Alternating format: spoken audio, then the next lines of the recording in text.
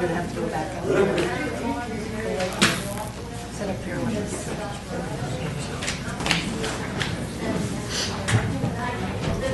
Sure, of course.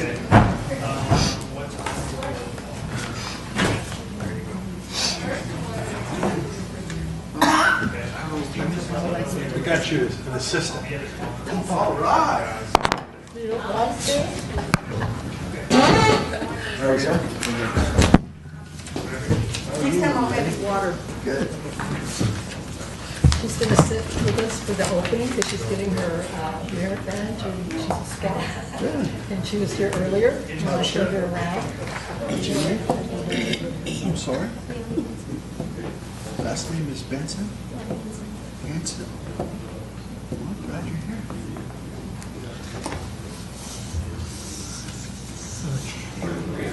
I have to wait till 6 o'clock. We're live right now, so you're on YouTube at this moment. Smile. It's see you very well, streamed, you're so you can tell your mom and dad, go to the live streaming, and you can see yourself.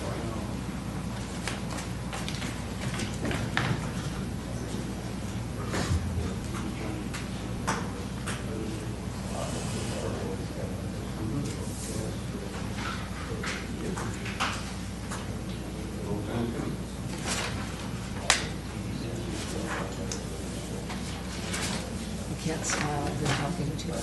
Smile. I went home and got me some water. Started the grill up, told my wife I'll be home in 5 minutes. Is that all right? Yeah, Mr. I'd like to go with you. You got something? I thought you'd like to get a kick out of that. Something in the cooler too. Astros started at 6:05. That's, I like my steak medium well. I hope they do better than they did yesterday. yeah. It's almost ruined. How'd they do yesterday? Rare, so. Not gonna happen. I like something good, good man, good man.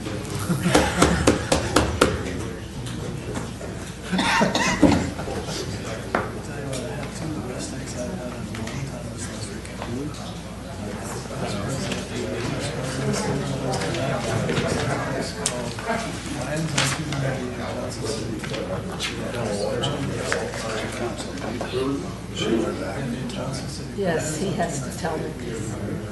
I can't see.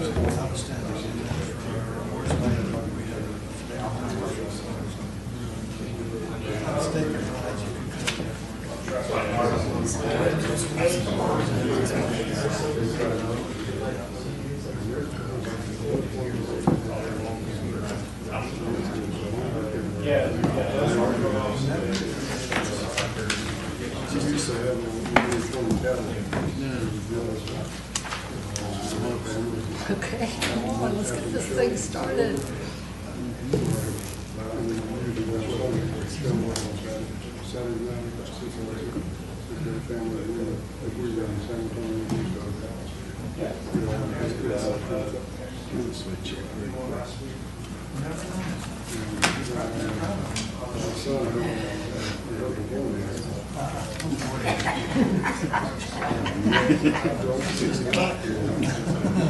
All right, here, we're going to practice. She's going to be a future mayor. All right. Let the record show we called this regular council meeting to order at 6 o'clock, October 8th, 2019. Let the record show that all council members are here. We will stand for the pledge and remain standing from the invocation by Pastor Dierdorf from Friends of Christ Church. I pledge allegiance to the flag of the United States of America and to the republic for which it stands, one nation, under God, indivisible, with liberty and justice for all. Honor the Texas flag. I pledge allegiance to thee, Texas, one state, under God, one indivisible. All right, invocation from Pastor Dierdorf. Father, you know that this country was built on you and a belief in you.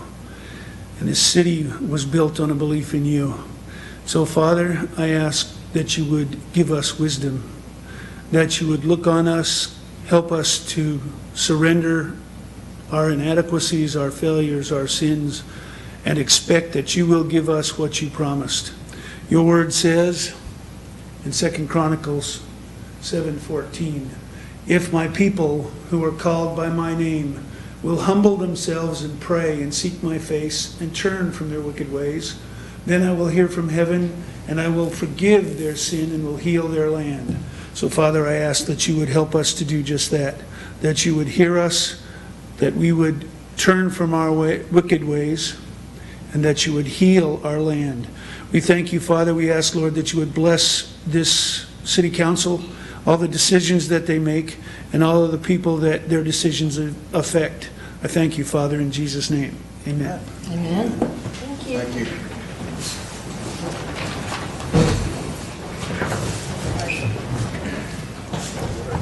All right.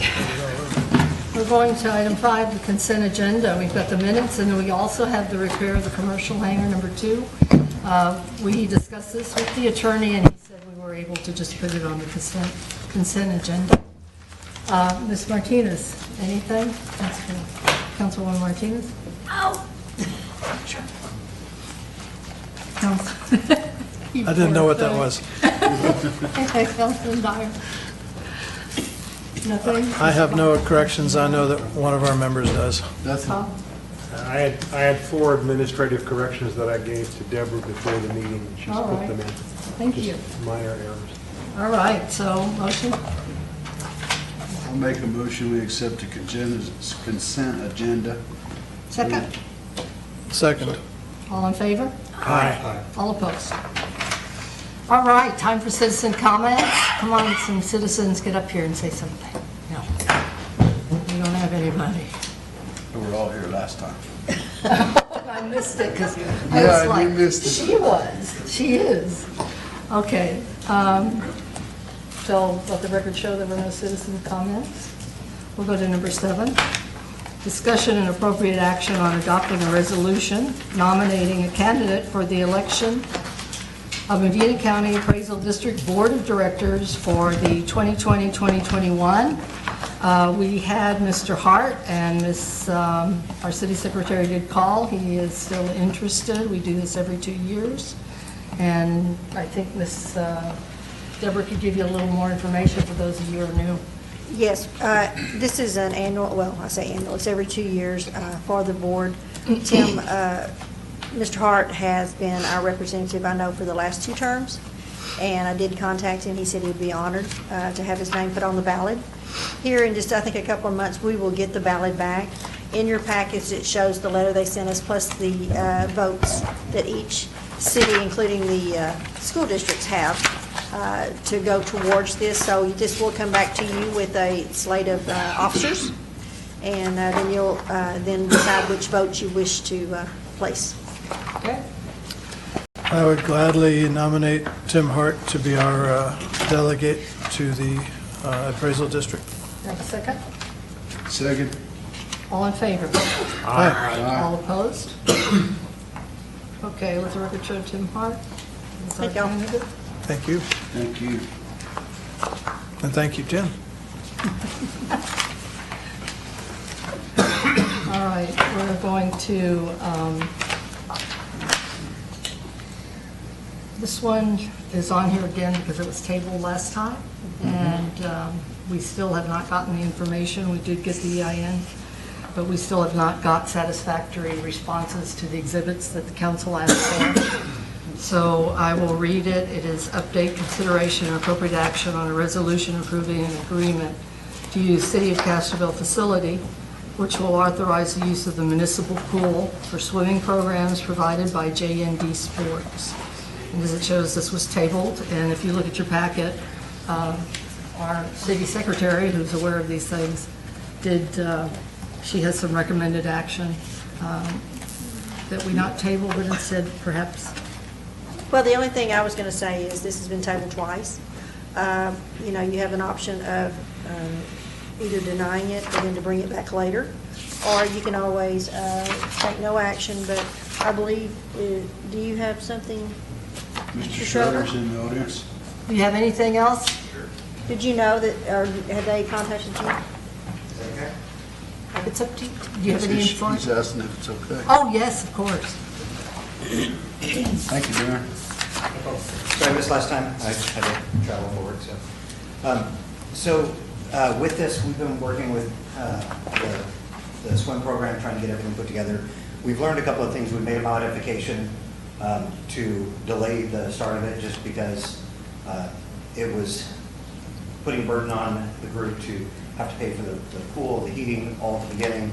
So we pushed it out till April. They're still trying to put some of this stuff together. So Derek is still kind of struggling to put together, anytime you put together a new, brand new program for a brand new site, he's trying to get it together so that it makes sense. And I think that one of the struggles that he's having is that we're kind of hamstringing him into something.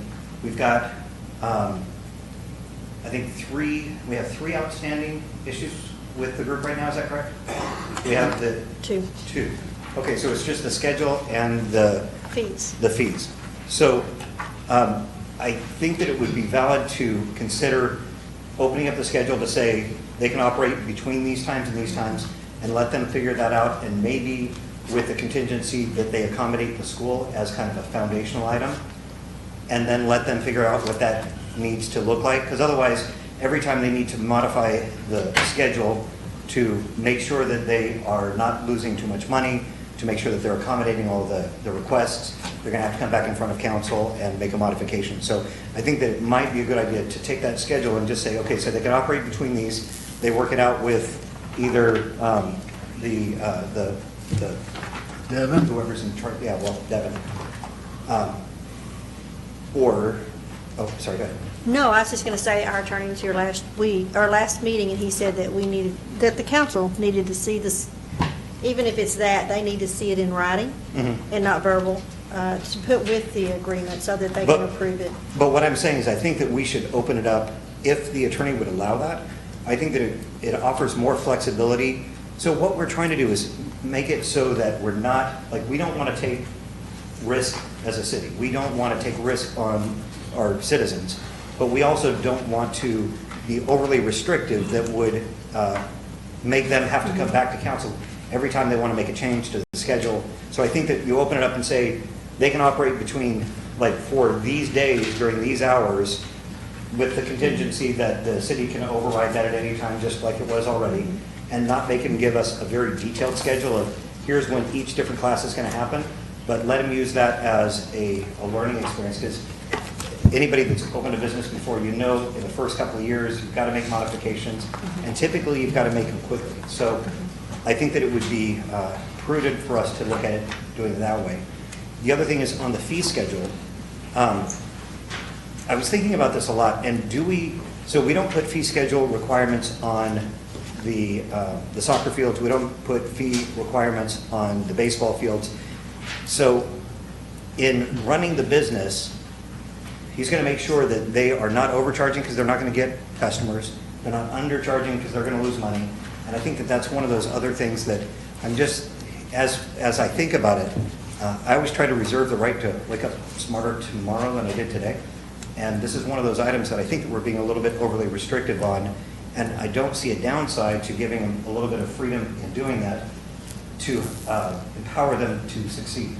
Because ultimately, what we really want is for this to be positive for the city, positive for the kids, and positive for the program overall. So that's my recommendation, but that's your decision. I guess discussion, Councilman, I think we should start with a written schedule and a written set of fees, and then let's see how it works. I mean, I agree that the city council needs to be willing to be flexible, but I also think that we're entering into a legal contract. Correct. And the city has to know the details of how the contract starts. So I'm in favor of doing as we planned. We need a schedule and we need a fee schedule. And then, may I ask a question? sure. Okay, so then the question would be, assuming that he's probably going to have to make modifications to that, does he have to come back in front of council every time he wants to make modifications? Here's what I would suggest. It's up to you to design the fee schedule and the operating schedule. we're not dictating to you anything We're- about that. We Yeah, just yeah. want you to tell us. We'd just like to see how you something. envision operating the pool. Right. And you make the schedule the way you think it ought to be. And then the council can converse with the lawyer and see if we're okay on legal ground. And my only concern as the councilman is I want the lawyer to be satisfied that the city is protected. For sure. And That's all I foundation. care about. I want this project to go, but it's not moving, and it hasn't moved for a long time. So, and I know that he's been working on that, and that's what his struggle is. He's trying to set it up, so he's like, because I've talked to him a little bit about this, and I've been pushing on him to hurry up. But he's like, I'm trying to make sure that I don't back myself into a corner because this is very restrictive. So I need to set up something that's going to work, and I'm afraid that pretty much whatever answer he comes up with right now is going to be wrong, slightly or dramatically, because it's a dynamic thing. And so, how would it? Well, we have to, let's talk to all the council sorry, yeah. reps first, and then we can do that I'm part. I don't Thank understand, you. I don't understand what you mean by restrictive. All we want you to do is get right, that we're gonna start at this date and we're gonna end at this date. Right. Well, I mean, however flexible he needs to be. Yeah. And then as far as schedules, I mean, we understand he needs to, he needs to pay for equipment and stuff, but just tell us what it is. I mean, write it down. He's gotta have some general idea, don't he, on what he has to charge to, I believe there's some over complexity that's being added in. Just my perspective, and with other cities, usually when we open areas for open rentals, we usually just make them make a list of what could operate or what could be placed in those time slots. And I think that that's where Derek, he thinks, and I tried to talk to him about it, but I know he's been busy and we've been focused on budget, of course. Yeah. But I think that, I don't know if y'all would approve, but as long as he can show the programs that will be provided to citizens, and then set the time period of when they start their season and when they end their season, and of course, maintaining our fitness swim. I mean, I don't know if that's a possibility for y'all, so then he's not over, because I think he's thinking, if I set this, it's set in stone, and then I'm gonna have to come and change it. And I told him, as long as y'all can see that we're providing additional programs to our citizens and growing our youth athletic program, I mean, I don't know if, I mean, I might be wrong if y'all really do want time slots, but I think if we can provide or show that they have to provide this amount of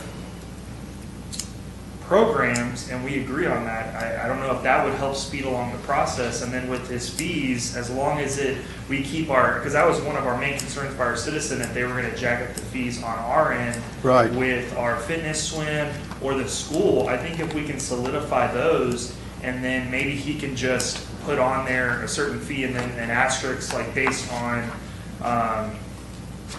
area numbers, approval by council yearly or something like that. I think we could speed it along, because I think we're getting stuck on this part. absolutely. I feel like,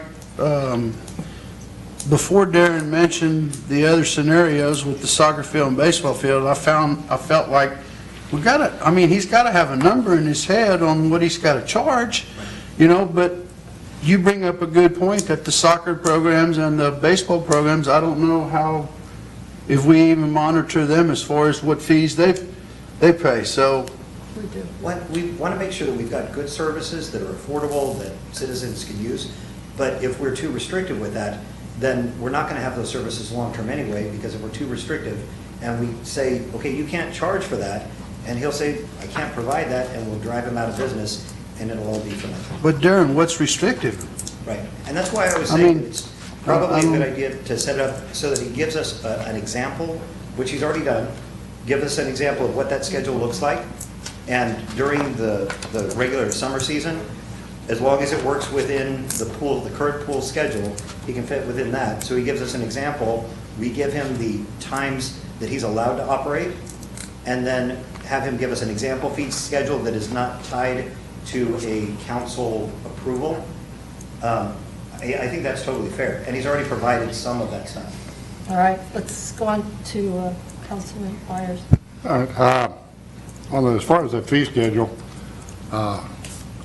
I'd agree with you. I don't think it's a whole lot of our business what he charges, other than the fact that, if we may we put somebody out there that goes out of business, because if he charges too much, he's going out of business, right? We don't tell the skydivers how much they charge for a jump. I don't understand where that's a high necessity. I'd kind of like to know what it is, but I don't think we need to put his fees in stone. What I do think we need in stone is the schedule. Not necessarily that at 8 o'clock to 9 o'clock, but from here to here, I'm going to provide these services, these programs, and put it in as a certain part of the day. But I don't see we need to get real restrictive as to you're going to do swimming 101 between 8:32 and 9:32. I hate to see I don't want to see us become running the program, because that's what's going to happen if we're going to say, this is what you charge for this, this is how you do it, this is when you do it. If we're going to do that, we might as well do it. I mean, we do need to know the time to, from March to June, whatever, that's just fixing months out. But as far as the fees, if he runs himself out, if he overprices himself, it isn't going to happen anyway. And he's going to have some very... And if he underprices it, if he's not a businessman enough to know what to charge, he's not going to be there very long anyway. I'd just like to add something. You did say the premise was that we're using it for the children at the school. So this It's is... not just the children in the school. No, I it's agree, for the but community. Yes. he is not, we just would like to be sure he's not going to profit off. I don't think the school has a ability to, whatever fee he wants. I think You the mean school... negotiate a number? Well, I think it's fair for the school. This is something the council will decide, but I don't think it's fair for the school not to have something that was the original discussion with the exhibits. And also, Leroy, we were talking about with the attorney, the implications of it becoming profit without any O&M or showing any of those sort of things. And that was mainly the legal issue. But council will decide. Do you have anything to add, though? Yeah. We do. And Well, then we'll get the exhibit- other ones, just so we get clear on this part. Under Exhibit D, which Hobby put in for us, it says here the fee schedule may be, not should or shall, may be amended by the city, so that's an option. What page is that, David? I'm sorry. It's on page 7 of 16. Okay. It says participating fees, and it says licensee may charge its program participants fees in accordance with the fee schedule. And it's probably similar to what we have in our budget. But it says on and he had said we needed this exhibit, but it also says notwithstanding the foregoing fees may be increased annually up to 5% without council approval. So he has a little leeway there, and even if he wants to come back and say, I need to add this to the program, or it's going to cost me this much more, if it's something substantial, he would just come and discuss it. And it would be amendment, Okay. I'm assuming. Thank you. Leroy, anything? And really, one thing that we're asking, I know we've had this conversation numerous times, and it's just part of the exhibits is we need the fee schedule, we got that tax ID out of the way, we're good with that. And then, of course, the actual, Operations. the operations schedule, yeah. So once we get that, I think we're good to go from there, but we really need that to proceed with, to get the agreement signed, so. Okay. Can I add one other thing? I'm sorry. Let me just get these two and then I'll, Councilman Carey. Thank you. My familiarity with high school athletics is that most of the kids who are on the high school team are also in a club. And I think that's probably the case here, is that they're getting extra training through this organization. So they'll be swimming for both teams probably at the same time. I would be happy, and I realize that the contract has specific language in it, but if he could come in with either a starting fee or a range of fees, or you're not to exceed, I think I bet we can get that voted on. And obviously, I don't think we need to know what time each group is swimming. So if we can get a generalized schedule, let's do it. Let's move this thing forward. And did you say something about him billing for fitness swim? Isn't that a city program? During the normal, so we the city, charge, it's like a little over $100 for the 90 days of the Normal, operation. normal summer season, He okay. would probably have to charge a higher rate during like the colder seasons because he's got to pay for the gas as well. Okay, Because we're okay. not paying for that. So he would charge a daily rate, and I don't know exactly what that would be. He's thrown out some numbers that. Okay. Those numbers our citizens are going to be real interested in, so. Well, and that's one of those things that it's a really tough thing because if he sets a fee and Yeah. it goes down to 30 degrees and he's spending 30 grand a month in gas fees, he's going to lose money. And we don't want him to, we Right. don't want to drive him out of business. Right, so and he he's has got no, some- and he has no, and none of us have any idea how many people are going to actually show up for that in the middle of Aren't you December. all in I know one. So, okay, there you go. Very good. I'm sorry, go ahead. That's all I have. Okay, Councilwoman Martinez. In regards to the schedule, I have a suggestion.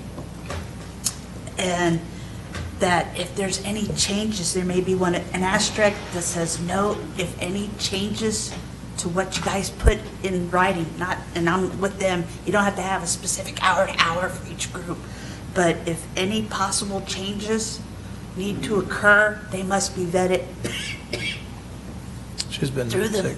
the poll manager or something like that for approval, instead of having to come here to the city council, because the pool manager would know whether or not those changes would work with everybody else. And we can amend the ordinance. Okay, For the Parks and Rec, Are you city good? staff. Yes.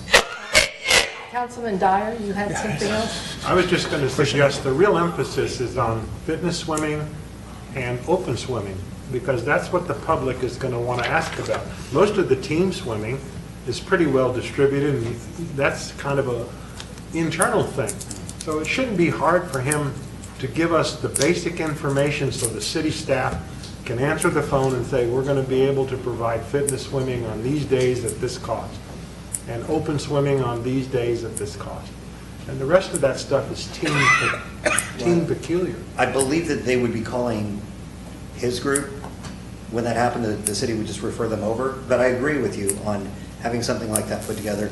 I just think that, and it's two separate things. One is contractual, and one is just informational. I agree. He should provide open, I mean, he's going to be very open about this stuff anyway, because he's going to be advertising for it, he's going to be building up support for it. So he's going to provide that, and I think that it's very valid to provide that as maybe an example. So my biggest point with this is, let's make it as loose as we can without putting additional risk on the city, to give him that flexibility to be able to work with the Parks Director on the fee schedules and the overall schedule. I mean, if it drops down and we have a crazy cold ice spell, he's probably going to close that thing down until it warms back up, because it's going to cost too much to do it. So if we put a schedule that is a hard, fast, you must operate during these times, then I think that will hamstring him. But if we say you're allowed to operate during these days, during these hours, because we don't want him going until midnight and taking up extra power for lighting. So we say these days, these hours, throughout the year, these are all the days you can operate. That's the license to be able to do that. And let him decide, or let his group decide how they're going to set that up. But let's get an example of all of the programs that they're going to do, with a representative example of what some of the fee schedules may be, to give them the flexibility to make those changes as they need. Okay, let me just summarize. So the council has asked you for 2 exhibits. We got the tax. So we are opening this again. I don't want to table it. No, I don't I would like to make a motion. Well, I just Okay, need to go ahead. summarize. Yeah. So what you're saying is you're asking council, and which it already says in the contract that it doesn't have to be ironclad as far as the schedule. But I personally do have, I need information on the fees, I do, because it's not us, it's also the citizens that are going to use the open swim and the fitness swim. And I don't know that they're talking about doing open swim during the extended fitness week Okay, season. I misunderstood. Yeah, I Okay. don't know that they're offering that. And that's where we should offer them some flexibility, because if they say, we've got this space in here that we really aren't filling, so let's just open it up for open swim because we got people anyway, let's give them that opportunity, but it's going to be a learning curve. All right. They've operated full I got it. lodge. Let me, Before okay, you make your motion. go ahead. When you say open swim, what do you mean by that? Ain't that the same thing as fitness swim? No, so fitness swim is where you actually go and it's lap swimming. And they pay to do that? Okay, and- Your sister Your does sister it. does it. yeah, okay, and my dad probably too, right? Okay. Okay, and my mother, okay, I got it. Okay, but what is the other ones? I mean, when you say it's not open to the public, So open swim is where everybody goes and just plays. for no fee? No, they still pay. So right now. I don't during see summer, the if you go down difference. there during Saturday and you want to bring your kids and they go swim and play. Yeah. Shoot ball and that kind of stuff, then they can go and do that. During the extended fitness season, I don't know that he's going to be offering that Yeah. because it's, I think that first it would encroach on the fitness program and I think that it's pretty much a loss of legal. I don't know that he would be able to continue. Okay, so, Devin, you got any? My only emphasis has been on water aerobics and swim team and of course fitness swim. okay. Well, I think we've kind of beat Let me this wait. horse, and I'd like to make a Please, motion that we no, deny the wait. agreement. I got it, No, sir, I'm I'm making a trying- motion, I I would deny like the to know agreement any- until all information can be provided for We have consideration, not and finished hurry up. discussing. You can discuss I made a before motion. you vote.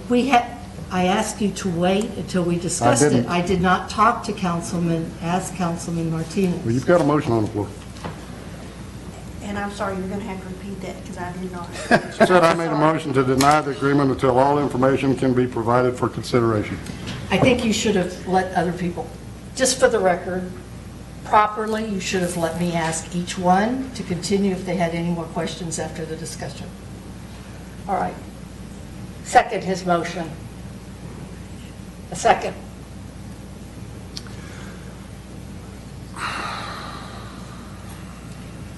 So, what is happening?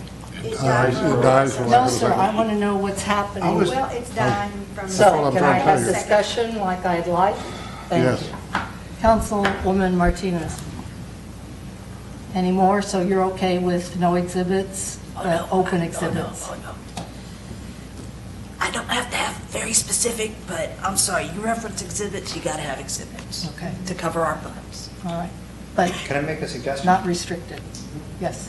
And this is, I'm going to kind of push the envelope just a little bit, and feel free to smack me down. So there, if we, or if you vote on, I don't know that I'm even covered for last name. An idea would be to vote on having the park director work out the schedule that goes into the Does that work? contract. So you vote on letting the park director make that determination on what that needs to go, but it has to go into the contract.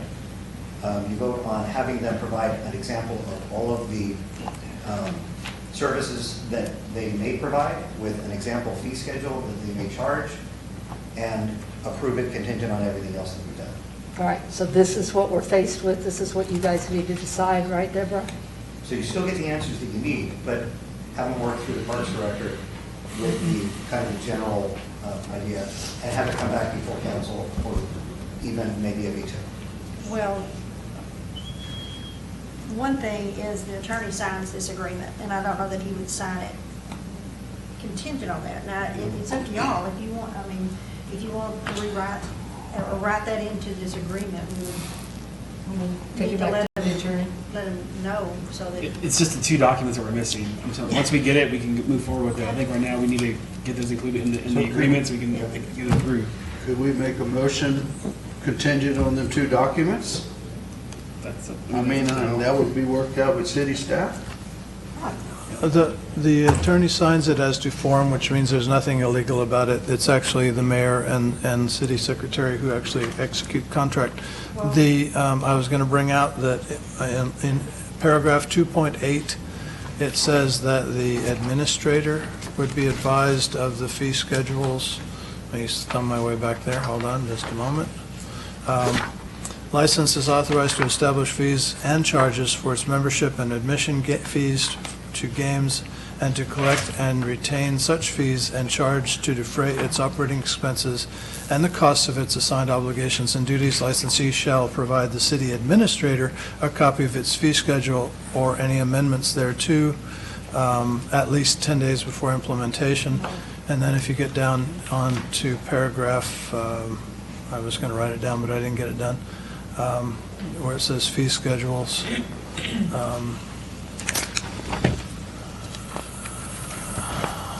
Hold on, I'm sorry, I lost it.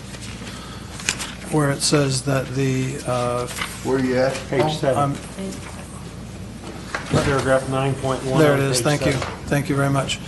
Participation fees, licensee may charge its program participants fees in accordance with a fee schedule attached here too. The fee schedule may be amended upon approval by the city. It does not say city council, and the city can be the administrator, it could be the parks director, whoever we assign to be that administer that approval. Notwithstanding, the foregoing fees may be increased annually by up to 5% without city approval. So That's a motion right there. that becomes more of a policy issue, not necessarily a technical issue with city council. So as it is, lacking those two, I think, can be very generalized items. I'd be willing to vote for this as it is, given that we have an understanding that the definition of that by the city means we delegate that responsibility to our parks director for that paragraph. So I Exhibit B and can't Exhibit move that B. we approve this tonight. Anyone else have any questions, discussion, what Mr. Carey, Councilman Carey said? I'm okay with that. I am too. I can't move that we approve this tonight, so if we can get those in the next 2 Contingent. weeks, Upon. Can you approve it contingent on that happening and let them work, say, Yeah, right. we approve it without seeing that because the city staff is going to work it out. I know I'm asking. That's to be approved by the law. The only thing I remember is Habib had said that we do need the exhibits for y'all to be able to approve this the exhibits aren't agreement. It's up attached, and to it you, says but I mean, attached. Okay. Even So, though if it's yeah. generalized, they Okay. can send it to us. Yeah. And I agree, put it back on. so, but I think we've pretty well clarified that they don't have to be set in stone. And I think we can vote for Councilman that. Carey, you know, it's a very important piece that he gave us. Do you have a motion? I'd like to table it again. I move we table this again and bring it back at our next regular scheduled meeting. Okay, Hopefully, we'll have those documents in 2 weeks. Second. Thank you. okay, move a second, all in favor? Aye. All opposed? So that's exactly 2 weeks, and that's it. The 22nd Yeah, is the next. 22nd. Thank you. Thank you all for your discussion. Thank you. Okay, this is a hard one. Oh my God, this is hard. I don't know if we're gonna get through this. All right. Number 9, item, canceling regular scheduled council meetings in November and December 2019. It's second meeting, right? Second regular scheduled council. Oh, no, I'm reading it from the packet.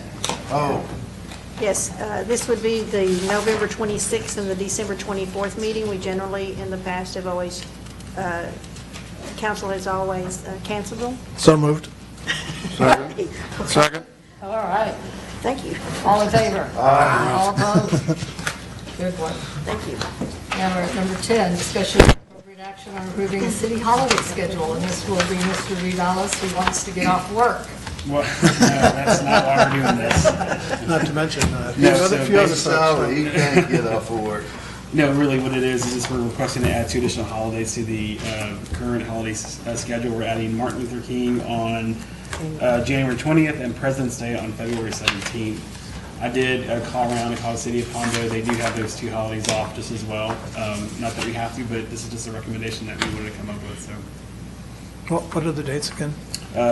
January 20th and February 17th. They paid holidays? Yes, yes, sir. You have a list of the schedule in the back of it. Special meeting without them, so we Never had any paid holidays in Medina Valley Transportation. I think we earned All it. right, any discussion anymore other than his? Yes, Mr. Councilman Thomas. I would like to ask the question why we're not calling it Christmas Eve and Christmas Day. We can certainly call it that, yes. I just don't understand why we have to call it winter break. We certainly can call We've it always Christmas. called it in the past, yeah. That's not a good reason. I recommend we change it to Christmas Eve and Christmas Day. No, what I was gonna say is in our past schedules, it's called Christmas Eve and Christmas Day. So, can we change this one to say Absolutely, yeah. Christmas Eve Any and Christmas discussion on Day? Mr. Dyer's, I'm sorry?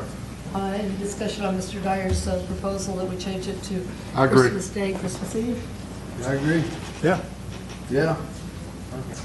Do I vote on this? that sounds like a recommendation. No, we can change that Recommendation. part of it. And we're doing Back to the it on agenda. 2 holidays at the same time? Or I does he move we need any- approve the schedule as amended. Yeah. There you go. Do I have a second? Second. All in favor? Aye. Hi. All opposed? All There you go. right. Thank you all for that. You get 2 paid days if you could. All right, let's go to 11. This is our really interesting one, right? And what we are going to discuss, as all of you know, the development agreement was signed. And this is our engineer who is going to explain the water looping, which means getting the water to the areas that do not have water. So we have maps. I don't know if you guys do, but hopefully you can understand this engineer talk. Here he is. Mr. Mayor, Forsythe. council, thank you very much for the time this evening. You should have a series of maps. I've tried to bring them a little bit larger, just so you could, I always need 11 by 17 myself, as a minimum. So, I'm going to go through a couple things. Number one, let me introduce Daryl Spillman in our office. Daryl runs our public infrastructure group, so Hi, Gerald. he really does all the hard work, so, him and his team, so appreciate all the work they've done up until this point. So, city engaged us during the process with Alsatian Oaks, and we started working with city staff to get some data and records transferred over to us from K-Freeze, and then some of those were historically from your previous engineers, KSA and others, and so we've been trying to culminate all that information. I just want to compliment Leroy, John, and Brianna, who have done a great job getting us records every time we've asked, and so we really appreciate that. And so what we're trying to do is piece together, to the best of our ability with the information we have, the system that's in place now, both from a water and a wastewater perspective. And so we've been cleaning up a little bit of that. Just as an example, the maps that we received didn't really have the corner store that had happened later in there, so we've added that into the water map. And so we've kind of been going through those things, trying to tidy up things. So I'm gonna walk through these sequentially and kind of let you know where we're at. I'm gonna cover wastewater and then water.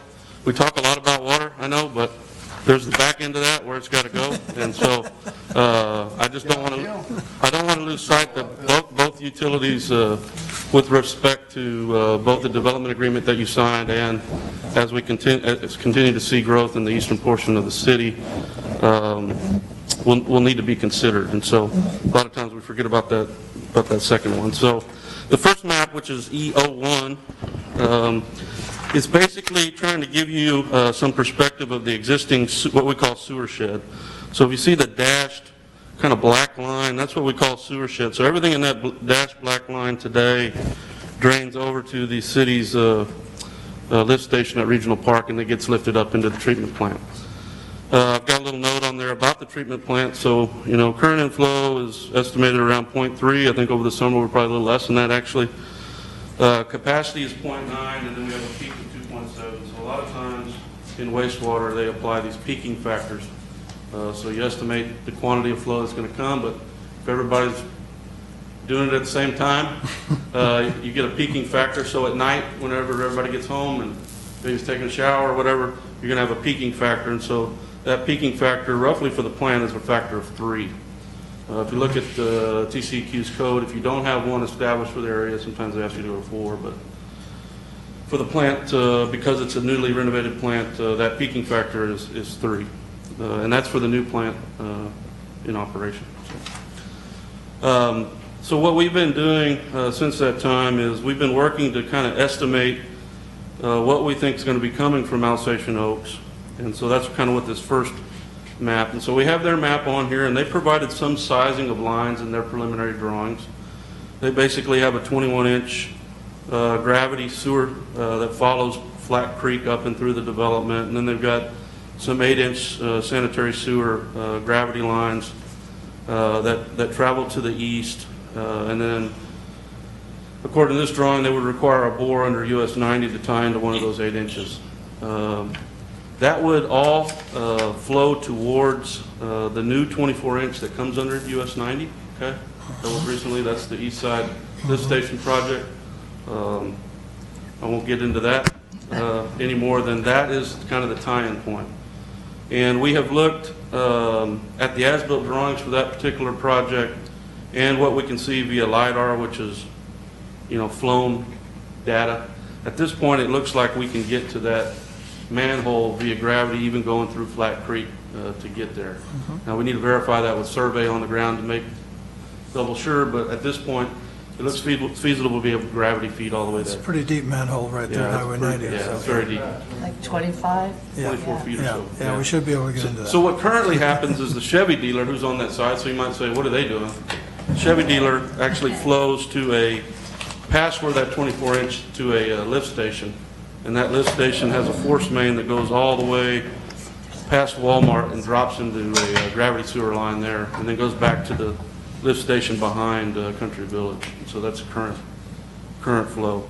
The corner store tied onto that force main with the plug valve, and so they lift into that force main, and that gets lifted to that same point. And then Walmart also has a small lift station on site that they lift back into that line. So just to give you perspective. But it's all going into Country Village's lift station? That's currently where it goes today. Currently. Yeah. So the stuff on the right was kind of our initial, and we've been refining this on the right, but what I'll tell you is we had a call with the developer. We're week 3 into our 180 days that we've got to get back to the developer per their agreement. So we're 3 weeks into that almost. And we've had a meeting with Kimley Horn. We understand that is who the developer is going to secure for their engineer. We had an initial meeting. They're working to get under contract. And then we're supposed to set up some schedule with city staff as kind of a routine check-in. So that's kind of where we're at with respect to that. So the table on the right on this sheet was our kind of first estimate. The guys are actually working through refining this, but ultimately, and what we told them on the call, is we need the developer to tell us what their needs are. Okay, we can estimate it to get a ballpark to do the planning, but at the end of the day, they need to tell us. They need to tell us how many LUEs, what kind of service they need, what kind of fire flow they need. All those things should be done by their design engineer and provided to the city.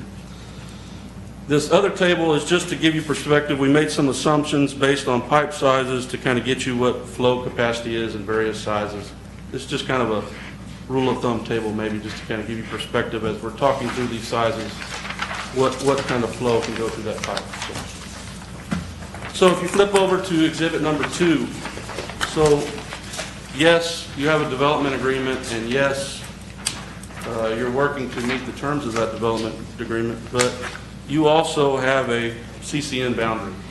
And that CCN boundary on all these is represented by that kind of purple line that boxes around the city. And so somebody comes to you within that CCN and is willing to pay to extend the services, you will provide them service, being water or sewer. So what we wanted to do was to start looking at this in a larger context. Because as we're planning for this one development, we certainly don't want to do things that are short-sighted, that make the city and or the developer, in this case, spend money that we throw away in the end.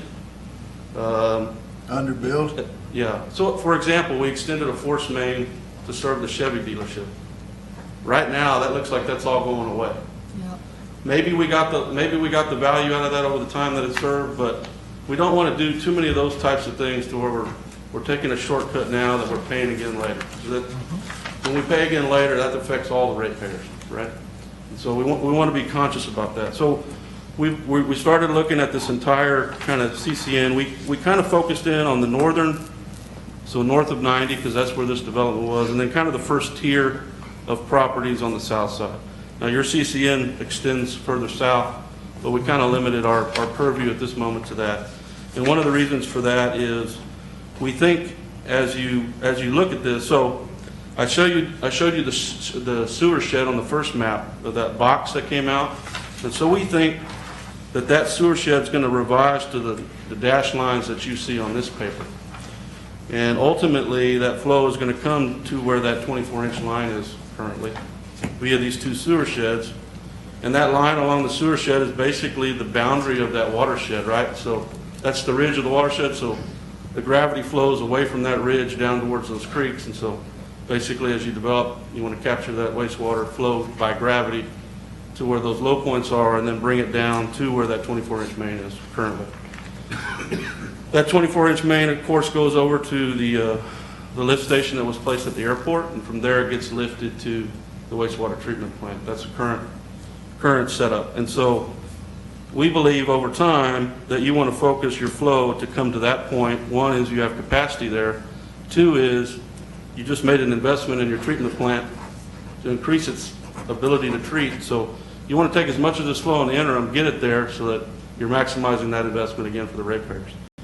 And I think long term, as this growth develops, you're going to exceed the capacity of that current treatment plant if you get enough growth out here.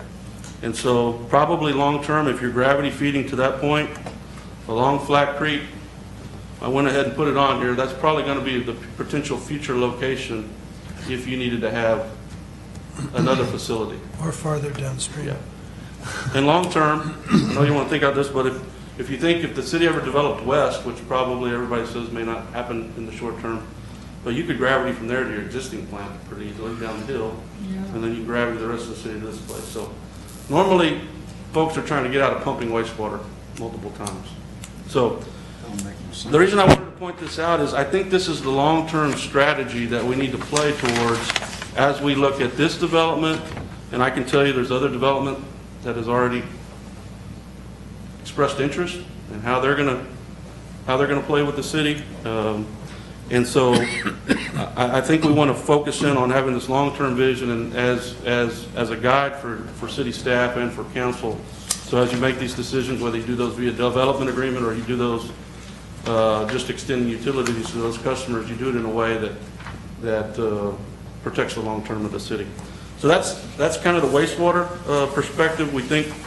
I have a question. Uh-huh. So do you think the sign is going to go away, or we'll make it bigger, or it's going to work as is? I think well, I'm not responsible for closing out that project, so I can't speak to whether it can work as is. Right, okay. Assuming that was designed and installed as we've reviewed the plans, it should be able to serve the needs for that side of town.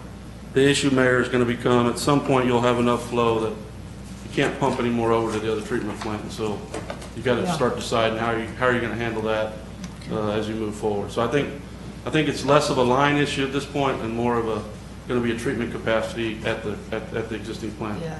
And one more question. When Yes, is, I don't know if everyone, citizens are aware, but Mr., what's your name? Russell. Just Russell. He is our advocate. You are our advocate. He's working with us to make sure that the city's interests are taken care of as the developers develop. What is the timeline that the developers are supposed to give us their infrastructure requirements? Is there one? We don't have an internal timeline with them at this point. The only one per their agreement is our timeline to them. But The first thing is we have the requirement to tell him what we're going to give him in 180 days. That's the first and most critical bullet. So this is very important that we are giving him something. I don't like the way you said that because that's not really what it is. Well, when I say give him, I mean what we're providing at his boundary. What he's going to connect to. We aren't actually providing, we're giving the possibilities, right?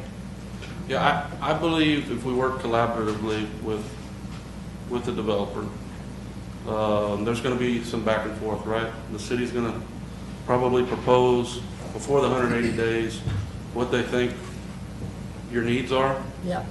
They're probably going to look at that, and they're going to come back.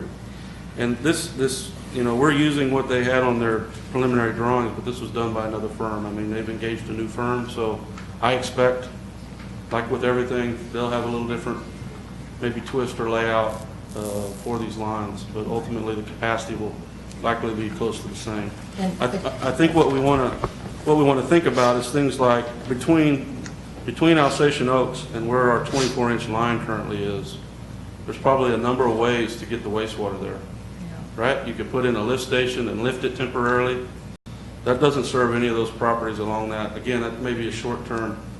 Or you could build the full capacity of that line all the way. And so those are the things I think we need to talk about and make sure that we're advocating for what the city needs. that's exactly right, because initially when we discussed this, and this was in my administration, after I took it over for Mayor Kelly, was that we were interested, since we do know there's development, in having them with this TERS, which is still it's a possibility in the future, which would mean tax monies.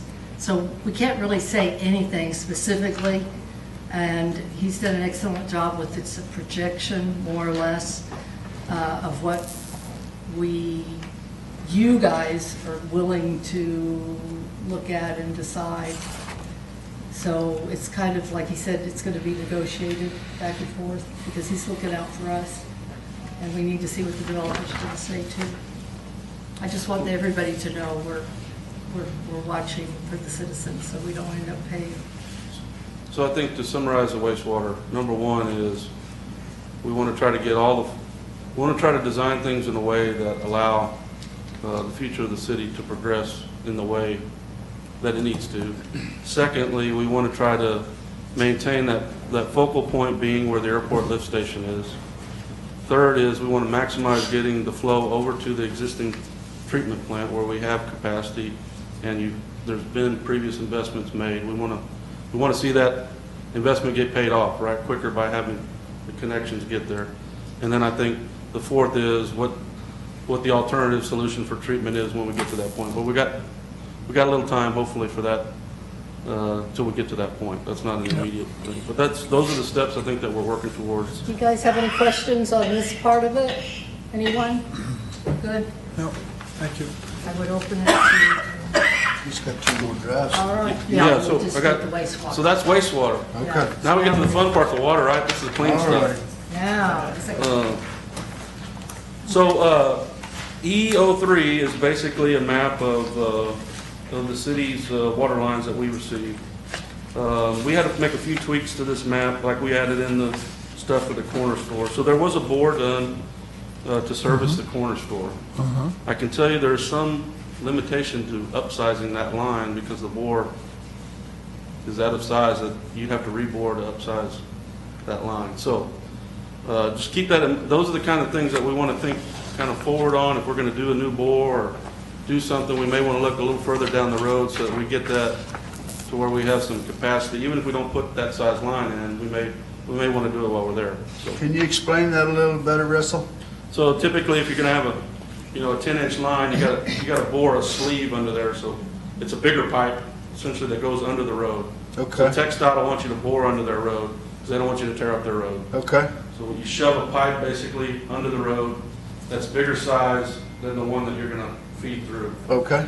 If the difference between those is relatively small, so let's say you got a 10-inch line going in there and maybe you got a 14-inch 12-inch sleeve? And you want to put a 16-inch line in, Oh, now ain't gonna work. now you got to rebore. Rebore. And Okay, There's I costs understand. associated with that bore. Okay? And you got to move over and do it because you can't go where your pipe That's is. So. Can't go in the same spot? Really? And that'll become a little more apparent when I talk through some of the options we're going to work through. Okay. So we had to make a few adjustments to the map. Like the map was already showing an interconnect out east of town, which is not there. And, so we cleaned up a little bit of this mapping, and then we overlaid the Alsatian Oaks. And the one thing that will stick out to you if you just looking here on their drawing, they're showing a 16 16-inch main coming into the development. Oh, yeah. Okay, we have no 16-inch line anywhere out there. We don't have one in the city, I don't think. So, at least not one that's on the map. So if that indeed is the sizing of the main that they're gonna need, we've got to get that main from some source to that location. Okay? Now, the agreement is in 2 phases, so the first phase is only a portion of what he's gonna need, and so the question now becomes, can we do something in the interim and serve that first portion with the existing lines that may be there, and then that upgrade later. upsizing comes when phase 2 goes through. So those are, again, are the things that we'll need to work through with them. But the first thing, from their perspective, is do you indeed need a 16-inch? Do we Or want, do we want a want the 16-inch? 16. I mean, those are the 2 questions. Right off the bat. Yeah. do you have anything to add? Do you, Russell was hitting on that, you know, one of the things you need to think about with water is you don't want to build too big of a water main early, because then what you have problems with is stagnated water. Don't have a full line. And then you get complaints about things like odor and taste. oh, So you want to right-size it to certainly serve the development and provide some growth in it, just don't want it too big. So that's one of the exercises. Is there even a line there where it's calling the 16-inch? Not yet. No, 10-inch there's a 10-inch on the front edges there. Oh, but that's on the other side of the road. No, No, there's 2 of them. There's 2 of Oh, them. There's okay, one on that side. okay. There's a 10-inch that goes all the way out east there. Okay, I'm with you now. About the Chevy dealer. Yeah. It extended out to the Chevy dealer. yeah. Long-term, there's going to be another water source on the other side, hopefully on the other side of Yeah. Alsatian Oaks. You guys don't want to serve it from this side? Let's not talk about that yet. So that's, if you flip over to the last exhibit, I'll get to the punchline here. Okay. That was a great segue, Councilman. Y'all planned it. So on this little chart over here is just a quick way, if you look at LUEs, which is living unit equivalents, which is what we do on the residential side. For this map, we only looked at the residential. The guys have been looking at the commercial to add into this, but this is just kind of for you guys. So if you look at the LUEs, we kind of ramp these at a 2% per year. The city's been growing at about 1.4 if you look at the historical. Yeah. If you look at this development, what it's going to bring in the time frame, that might go to 2%. So we kind of use 2% just as a guideline for the moment. So as you go up in LUEs, there's a factor that you multiply to get what capacity you need from the well to be able to serve those LUEs. And then there's also a formula of 200 gallons per to get your storage requirements. So this table is just to kind of give you perspective of how those will grow over time. So right now, you have basically 2 wells in inventory on this side of town. One is the Simlinger Medina Valley well, which serves basically that subdivision there, Deer Valley along Victory Lane. Kind of wraps around the county building and then back up towards the Dodge dealer. So it only serves that. It's an isolated system that serves that portion. That well currently is got a pump in it that pumps at 400 GPM. Storage there, Darrell, is what, 50? I think there's 50,000. About 50,000 gallons of storage there. Okay. That well, according to the log, says that it could pump 2,000 GPM. It's got to have a Right, the bigger motor, pump in order to pump that. but it's got a big enough casing. So it says the capacity of that well is 2,000. So currently you've got a 400 GPM pump and a 2,000. So right there you can get 1,600 GPM More than it's. additional pumping capacity. Okay, if you look at 1,600 GPM on this chart, that gets you to about 2028, about 1,600 LUEs. In the residential and Collins development, he's got about 950 LUEs. And with the commercial, that goes up to about 1,100. So that'll kind of give you ballpark of where they're at on this chart, okay? And so as we look at the future here, the first thing is going to be number one, maximizing the pumping capacity of that particular well. Having adequate storage there. Now that is a Whole nother ballgame. question that's going to be the toughest one to answer, I think, in this whole thing, is how much storage and how fast do you get storage and in what increments, right? There's probably some logical, you probably don't want 20 tanks on your site with some capacity because each time somebody came. So there's going to be some some scaling that you want to do based on kind of future build out. So that well would have to be upgraded, you have to add storage, and you'd have to add basically booster pumping and hydromatic tanks in order to be able to pressurize that flow. So you could do all that at that site, but that site is pretty limited, so you're not going to be able to get much storage on that particular site. So what you have to think about is, do you need additional property there in order to do that at that location? When you upgrade that, you're more than likely going to want to interconnect that to the north side of the road, right? That's how you're going to be able to serve more capacity to that side of the road and ultimately over to where Alsatian Oaks is at. The long term of that is you're limited on space, and you own 8 acres behind the Chevy dealer, which I understand historically was secured maybe for this purpose. No, I it's our haven't- ballpark. I haven't verified that for sure, but you do own 8 acres there.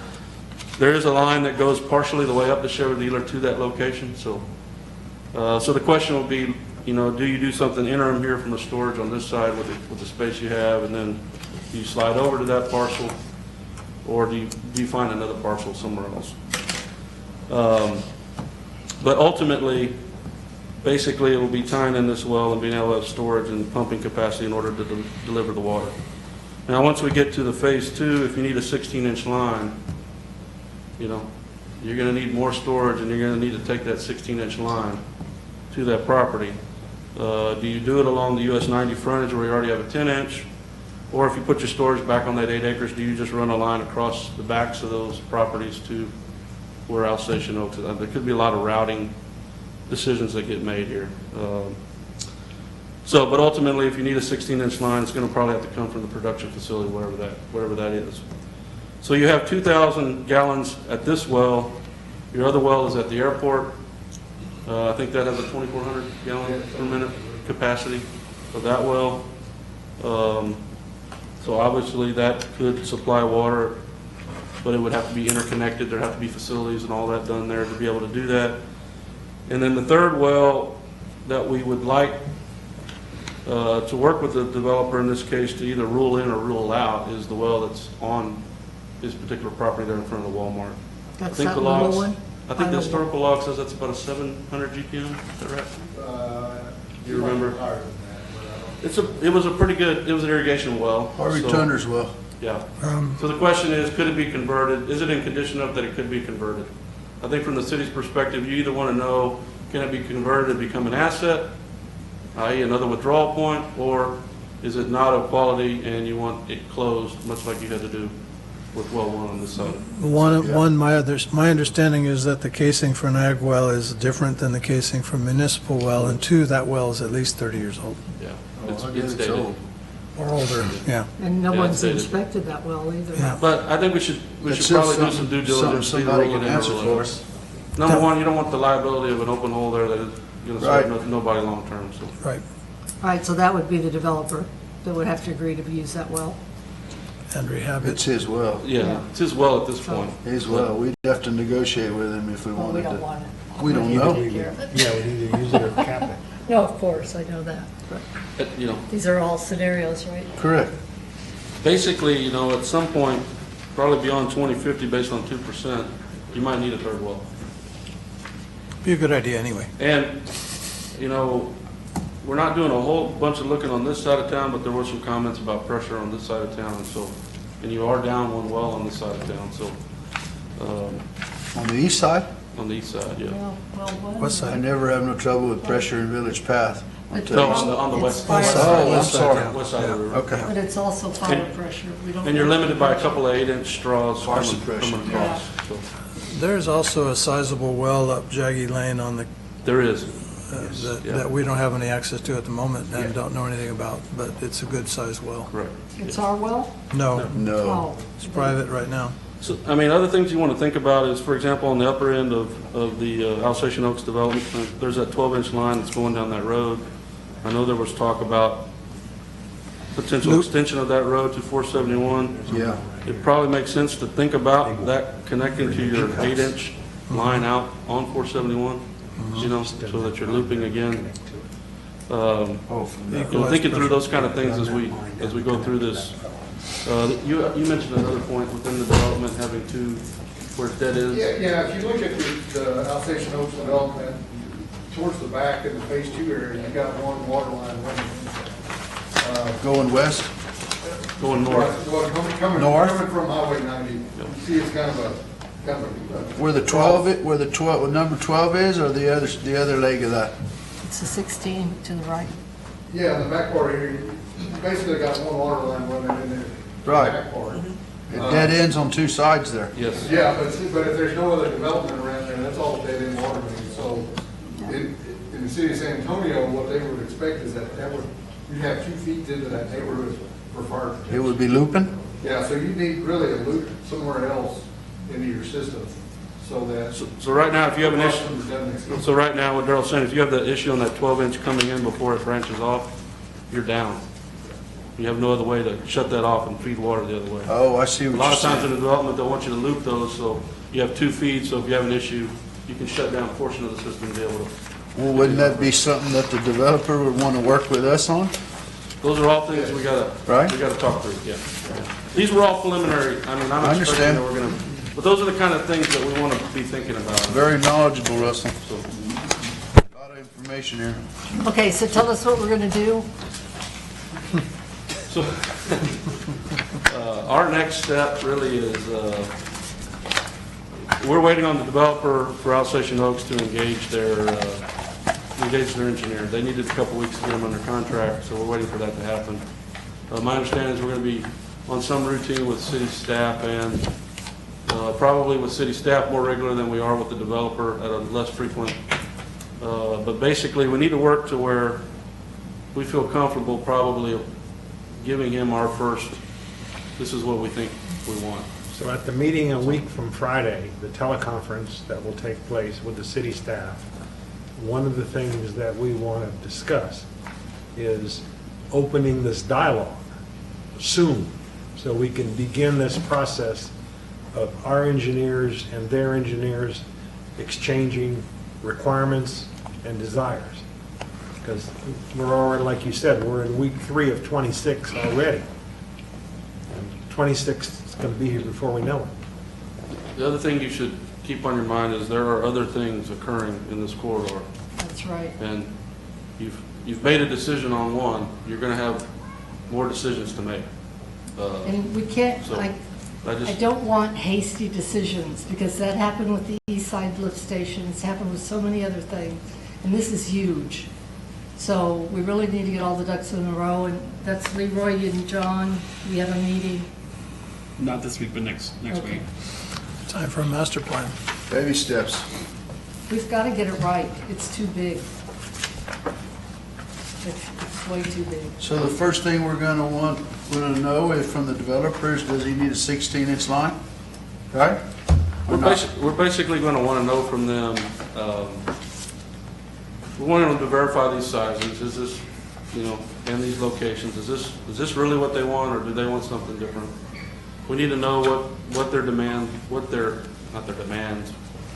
water and wastewater demands are. They need to provide those to us. Yeah. I mean, we're doing some estimating, but at the end of the day, we don't want them accepting necessarily what we say. We want them providing what they need, and we make sure that we get to that. So I don't think we'll be far off, but again, so, we went through that kind of list verbally with them in our first phone conversation, just what kind of our expectations on data we're going to need from them. And so they wanted a little time to get under contract, and then we could start kind of that dialogue. But we want to make sure we're in step with city staff and on what we want that request to be. So. And we will keep you guys informed, because you need to be. So we'll let you know with these steps what happens and the money and all that sort of thing. And again, Russell, if things don't work out, he's the guy you have to beat up. Sounds good, I'll be around. I don't plan to move. And him. Thank both of y'all. Yeah, thank you. We appreciate the opportunity to work with the city, and, we know these are tough decisions, and we got to do right by the ratepayers and the citizens, and we're going to try to do our best to represent the city's perspective. Where do y'all both live? I actually live in the growing metropolis of North Dunley. Oh, you You know where North Dunley is. We can get there We easily. cut your water off if you don't take care of us. You can do that in my office at 11:05. We got it. I have a question real fast. Gas is not anything to worry about right now? I'm assuming gas and electric are provided by CPS, and So that's they'll not, be doing that. that's We're not a working city with them requirement. because we've talked to CPS. But that was a so good just so question. you guys know, we've already discussed. Okay. We still need to work with them. The don't good we? news, it's a CPS problem, the bad news is they get the revenue. Yeah. Well, we get what did we get? I think we get a percentage. Franchise. Franchise fee. Franchise. Thank you. Thank you, Russell. Thank you, If you have any Jim. questions along the way, please let us know. Citizens, give me please your first let name us again? know. Gerald, thank you. Thank you very much. Let us know, because we want to answer your questions so you feel comfortable with it. Because we want to feel comfortable with it. And again, he lives in Dunley, North Dunley. north. Where do you live? I live in St. Antonio. He's also an 09, yeah. Stop us. Sorry about that. That wasn't too bad. All right, very good. So there is no action, there's briefing. This was just a briefing, but everybody, please, That's why they put a plug on this thing. any questions, I would prefer them written and sent to Leroy, even citizens, if you had some, because this is really important, and it has to work. It I has to. forgot to turn the gas stove off. You burned your ribs. Any other discussion on this one? Okay, great. Good, thank you. So that means that we're on the ultimate, correct? So, do I have any reports? We're going to executive session. And You gotta We're read going to it. recess into executive session, call the time. okay, I'll ask you later. Something just came up, but forget it. I know where you live. Okay, so we are going to convene into we are going to recess at 7:12. 7:12 for executive session, which is pursuant to Texas Local Government Code Section 551.074. The City Council shall convene an executive session to deliberate the appointment, employment, and duties of the police chief. And let us go to the table. Sorry about that. And you guys can write down your questions for him. He's going to stay here, aren't you? And so is he. So you guys can You talk to pointed him. Russell? Talk to him. Talk to both of them. They're going to stay here, so you talk to them. There you go.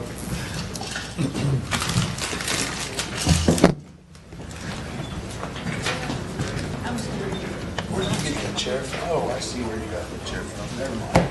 Yeah, and I got the front of mine. I'm leaving the live stream on, so I don't have to worry with it with your mic.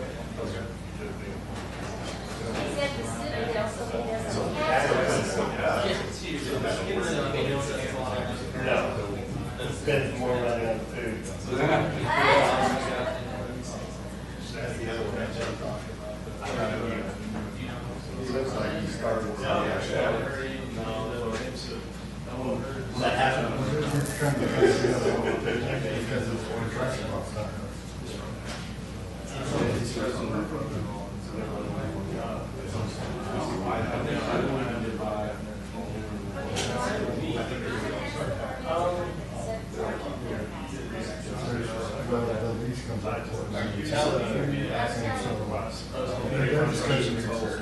guys know about the Scouts that are over by the bridge?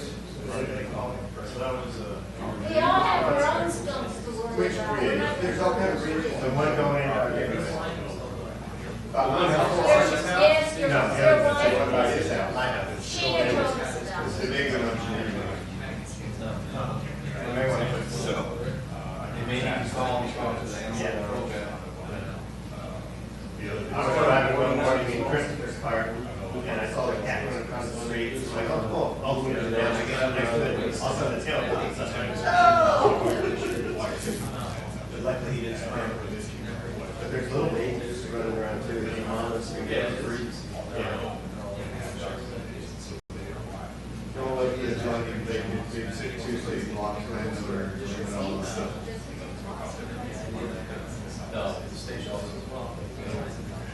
Am I right?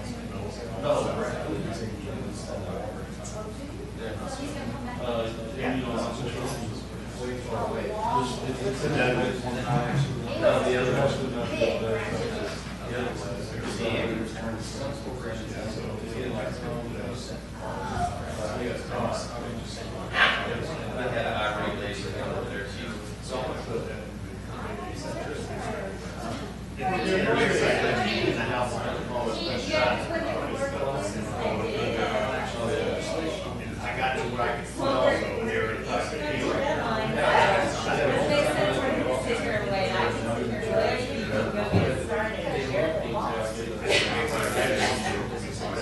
In an area,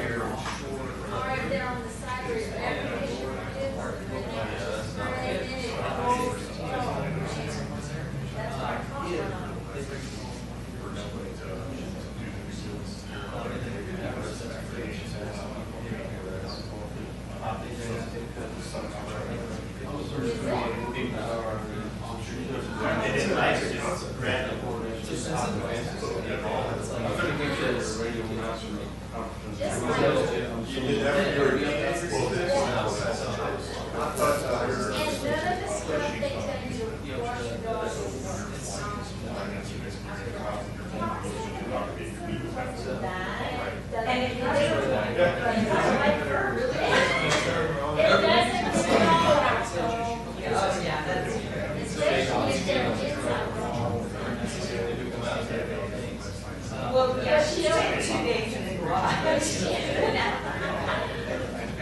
But mine can only be open. She turns the door on.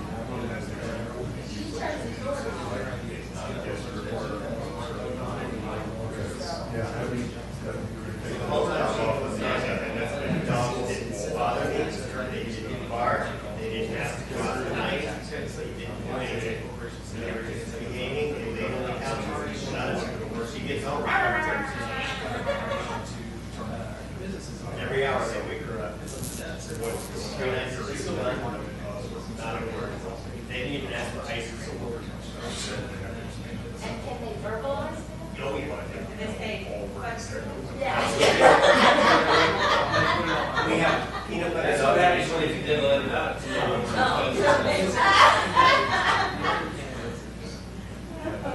I'm sure my daughter will laugh. Yeah, they have bug gas. We just, I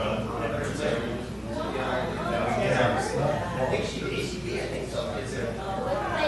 And they no, it's just a little thing. And I'll give you ice cream all the way back. They got their big second off. And then I can eat it. So and then I'll say leg, eat your leg, and I'll pretend when I'll let her leg. It's crazy.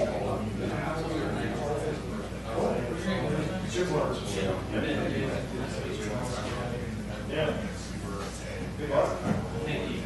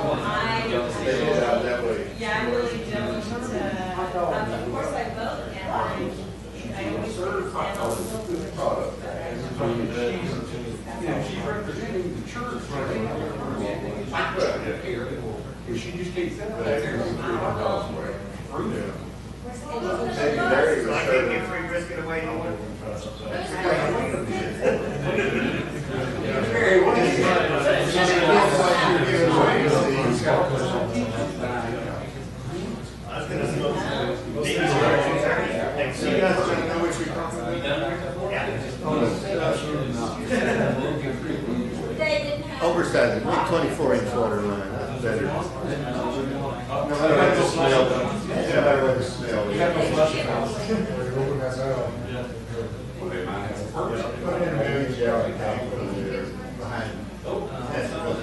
Don't you want to take them to Castroville?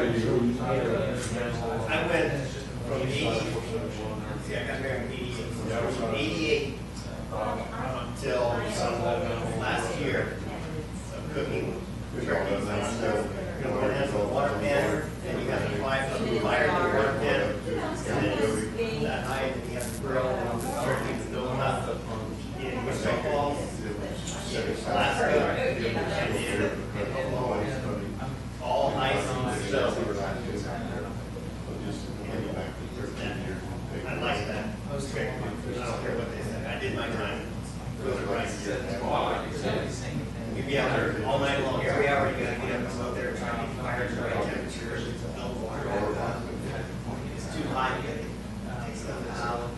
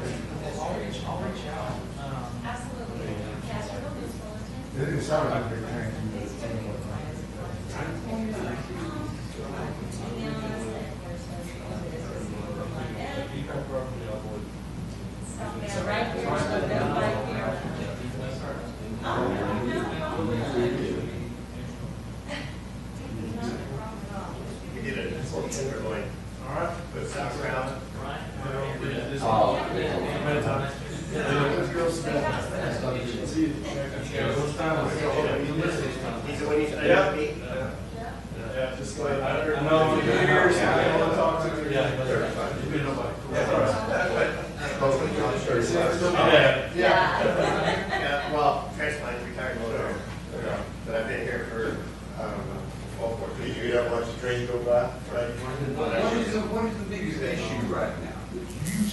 V8 motion. No. Well, I saw that, that's a more question. I agree with you. Individual, all the cars, and then there was others that were pretty slick. I mean, what I would say is my biggest issue. That's a trick question. So really, there's two things that I would do. Three things that I really see. The biggest issues would be government spending. Illegal immigration. Somewhere around there, I don't remember. Yeah. Those definitely hurt. Yeah. So I don't take a picture of that train. I believe that red flag every train. Not only that, it could possibly. What was interesting? Did you read that? What was interesting to me, when Chris York was asked for. So, the Second Amendment is obviously the only section that protects all generation. So I think John, I will tell you when I started when I read that.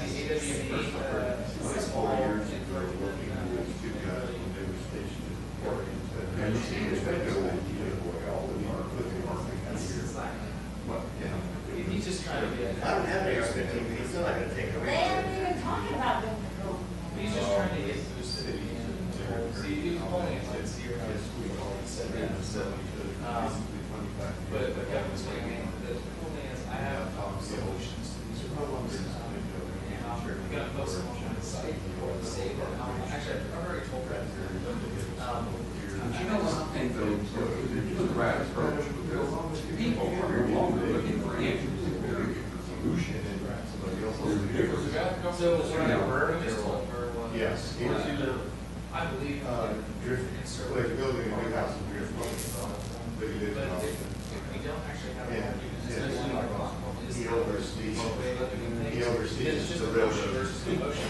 I don't know what Austin Folk looked like, but it seemed like a fit. I would explain why I believe I am not pulling up the nonsense. taxation. Any other taxes. Yeah, he said he just knows he only How wrote do it we get together. jobs actually back overseas? So there's an idea that I have for that is obviously I support constitutional input on this budget. I support constitutional input for maximum amount of taxes. Well, that's just, it's the people that are And then working my out there, other goal that I serving, want to write legislation on is actually he should have known that. corporations, if they tax or having offshore businesses, tax offshore businesses, so I would want to incentivize tax cuts for that money, that at a lower rate, if they bring production back, 100% production back, and 50%. And so if they could do that, they would. Kind of strategy, probably to what Mr. Visor was there. So actually, Apple. Talking about, he kept calling But something. they You're back, working something like what problems here into. The one of the guys from Michigan, who said, I just drove up and down and I walked in the line, I'm sorry. No, I love UT, but all. Well, yeah, that's Where are you from? I was actually born in the Great Northwest area. Over there on Tesla, over in Stepford, yes, as well. My dad was an immigration judge. And then he said those neighbors were down by the other road, so they watched on the.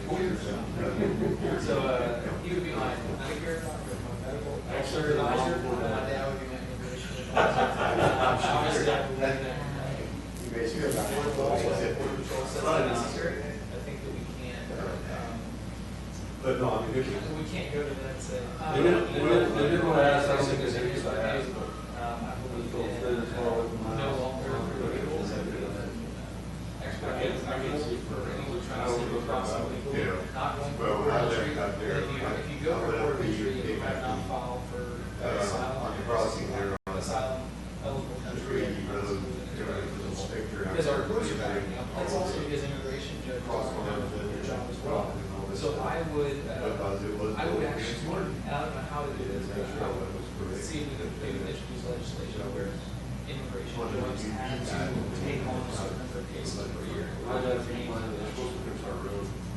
how would you get back working on all of that? I tried to get them to.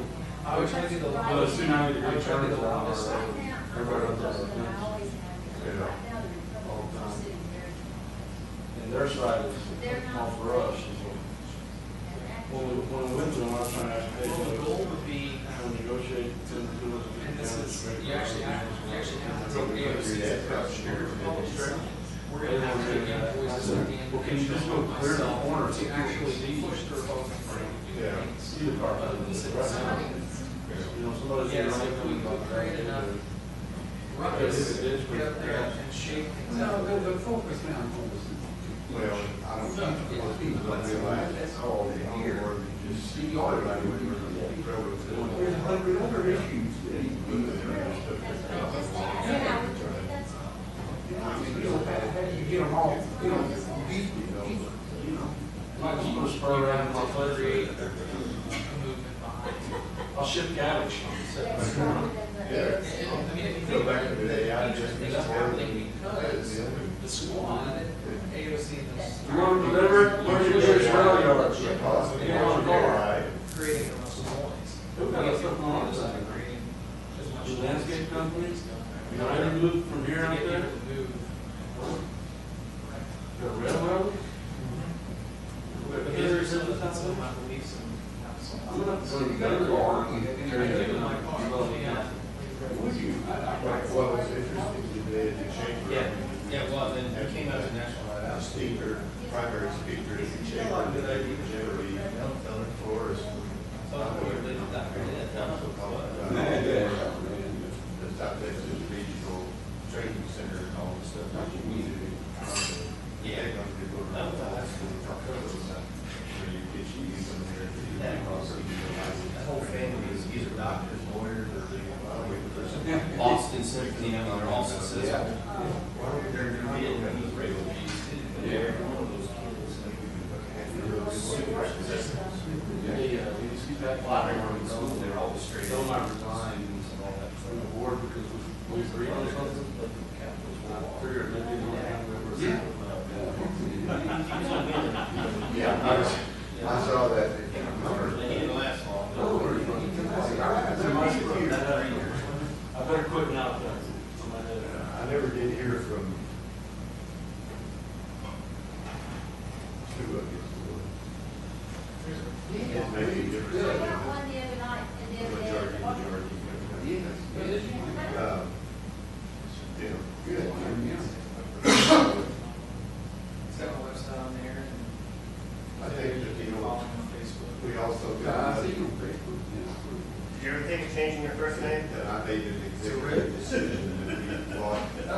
just transferred the whole high school website. You go to high school. Still own. Oh, did you?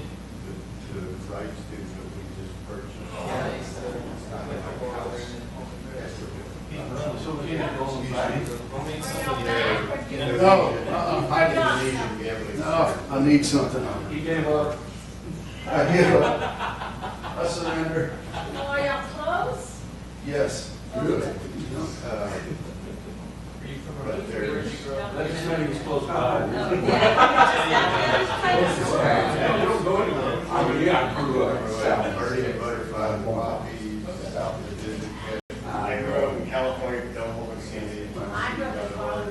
But you got here as soon as you could. I got out Where there, is yeah. it? Started with that, was about to call. The Valley. Is that about Hartford School District? You're an Indian?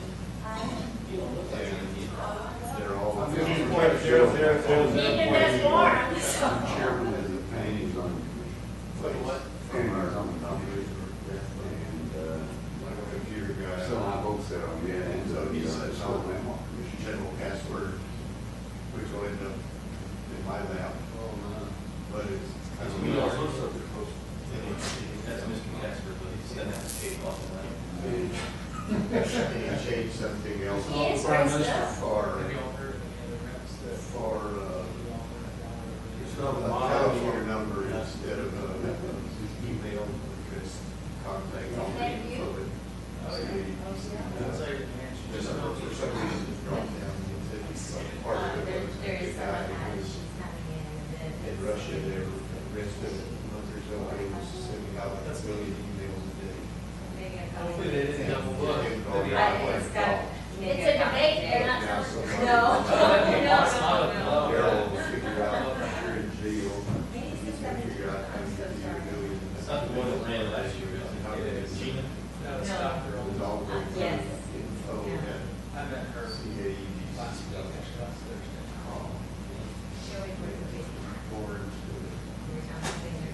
Out of, if I got Oh, I know. 30, 40 a day, maybe more. Thank you.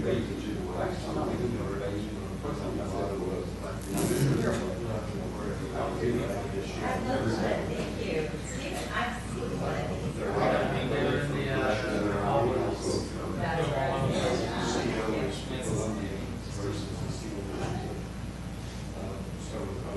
You don't do business content. I just cover over. I keep you in jail. I don't know if that's from learning, but I consider myself to be a counseling aide because Well, pick it up and put it together. I lived here for process years, We got a filter. primary health for 19 years, and came back. See, that's what I think. So at least, that's sort of.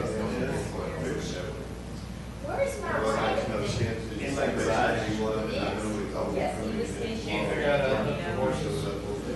No, they're probably. I'm actually thinking about it. I'm gonna probably have to make two squares. There's one that I should drop. And cut holes in it.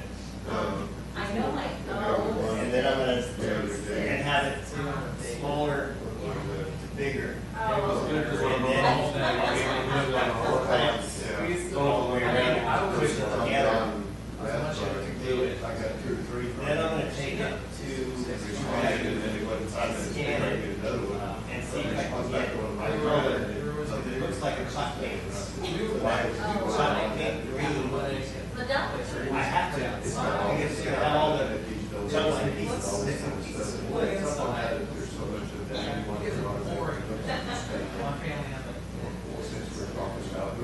I'm gonna scan it, see if that matches. And if it looks good enough, you may want to use that. Everything's, I'm taking, when all the paintings on this, and I was singled out. Yeah, that was the I got all this. I just have that password, these things, send all that back to me. yeah, I still have the, mailbox that I used to sit in my garage. But now I'm like, But mailbox back. I do it a bunch of, because that would make me do a quick thing. Everybody with that, that work there. Depends on what they're debating about. That's why Chick, she is cane before she goes. She calls back. That's my wife. Oh, okay. Yeah, so she went to South Carolina to visit my son at the Citadel. And that was it, huh? And he was sick, but he wasn't that sick, but whenever they're going around there, they do it. So I'm not good for you. Is she trapped or she flustered? That's too much to know. We do that twice a year, right?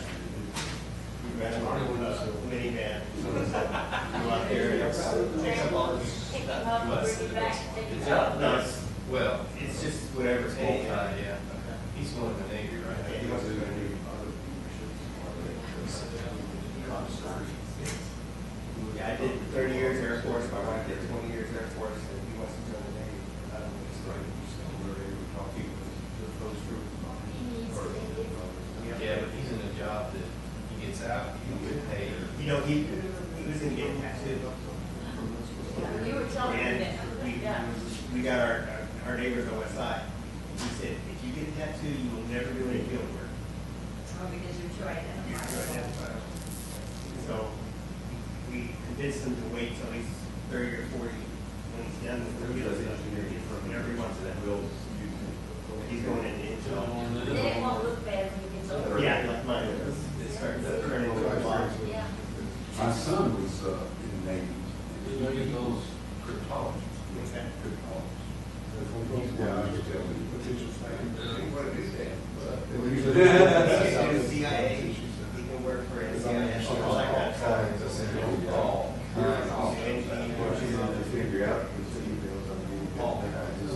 No, I met his wife.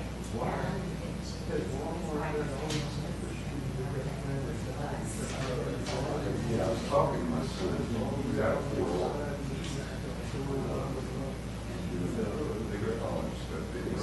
I'll talk to him on the phone. Comes out there, we're talking, he said, yes.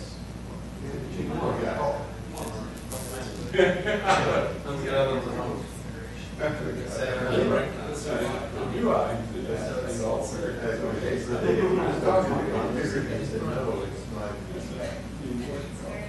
Have you heard anything about all the run-ins, the people crashing military base gates lately? There's been 5 of them within the last few months. I don't know. The ones that were in Rogers, Georgia, we got them all. Was one of our questions Did you hear about that one? They ran the gate and the gate guards popped the barrier. So it was the third one instantly, the other one. That one never. So check the last off that. They said they'll check with the phone office. What about all the Yeah, I don't know about NAS Corpus. Yeah. NAS Corpus has someone this week, Monday. So Robbins was Friday, Corpus was Monday. El Rio, I think there's one in, you still get the Lone Star, Washington? I'm still getting magazines. Houston magazine, we subscribe to for about and it's got, I don't know what they need, but they deal with our faces. It could be checking, yeah, vulnerability. When I closed it, they never reported. No, well, it didn't work, so maybe. Well, they had going down there raising about 6 months ago. They caught a terrorist on the Mexico side. Oh, my name. I was very house in that area. They're snitching all the Yeah. What's his name? Big army base down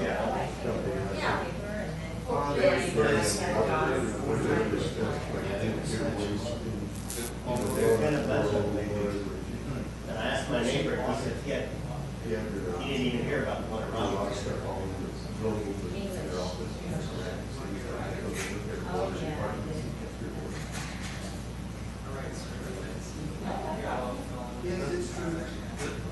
I'm not making myself.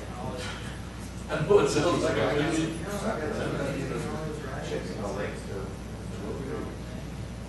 Hollywood's not writing anything, he's remaking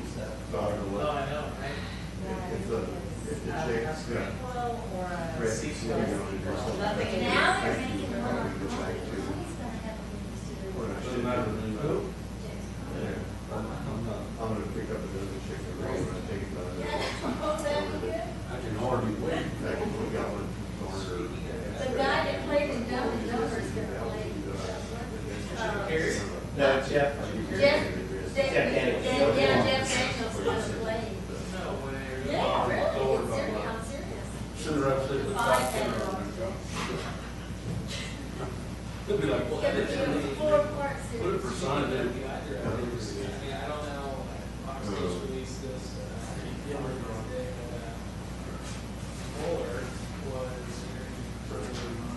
the guy director, and he said just Oh, yeah. On the main one, it's okay, on the top. Then stick the delivery in here, but does it, Do you have, the bids and then, property on there? No, with my mother's sign, no. It doesn't make sense until, you know, we're thinking of building a big walk tower there, that says walk into Castroville. That's all I'm here. Wouldn't that be better? Did you see that thing? he's able to see. Put it on the dark paint, even that.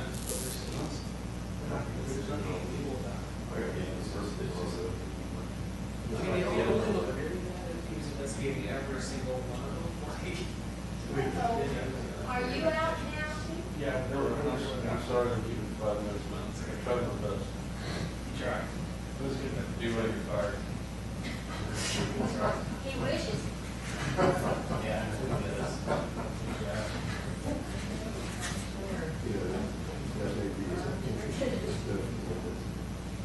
Probably hope it comes late tonight.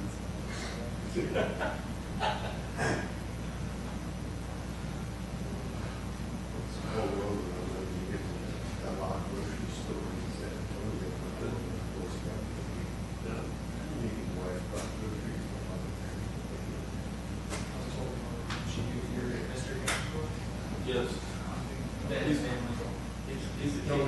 He's the king. If he takes his shirt off, he's got a big C tattoo. Yeah, there's an A underneath for Artie. C-A. You can do California. He's the A analysis.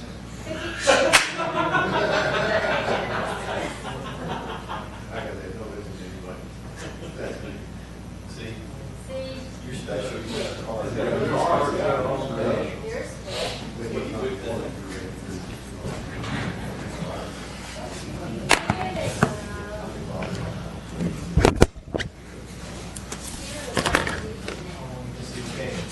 Take one today.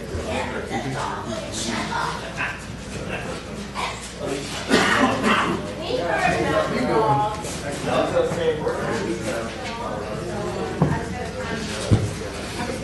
I might have to put screw another bottle on that gasket when I get home. Y'all been on candy camera this whole time it's been on. So if you were Told all everybody polite. he wasn't here. All right, we need to get rid of all the open containers. Rebecca? Okay. We're reconvening at 7:51. And we reconvene in open session, which we've done at 71, at 7, whatever you said. And now we are going to consider possible action or give direction on items legally discussed in executive session. Do I hear anything from anyone? Mayor, I'd like to make a motion to direct staff to set up interviews for chief of police. Okay, second? I second. All in favor? Aye. All opposed? Very good. All right, reports from liaisons. Do we have any reports from anybody? None? Well, I do. Never had a meeting. I think P and Z's getting one Wednesday. I have one from the airport. You do? Okay, good. Okay, we had meetings. Z? Okay. Sorry. Had a meeting yesterday afternoon.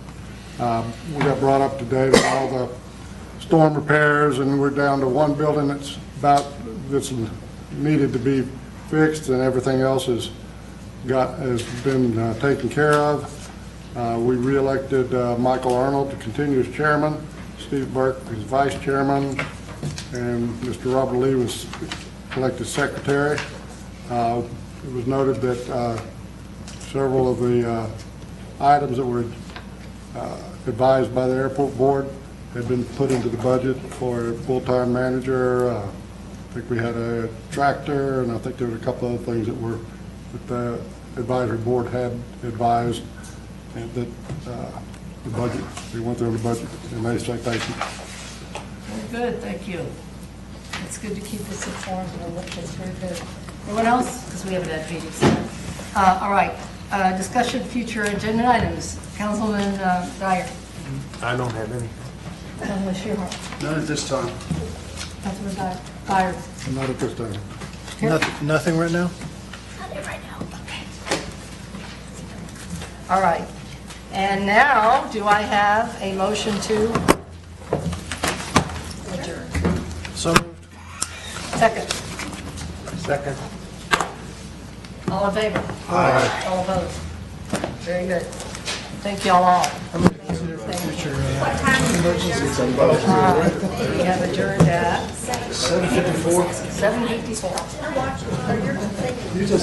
Well, I think the computers and the phones are all tied together.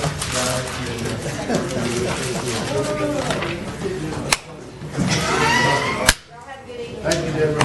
Thank you, Deborah. Oh, yeah, I'll talk to you on the phone. Yeah. I was wondering who was sitting there. How are you doing? Now I can put a name to a face.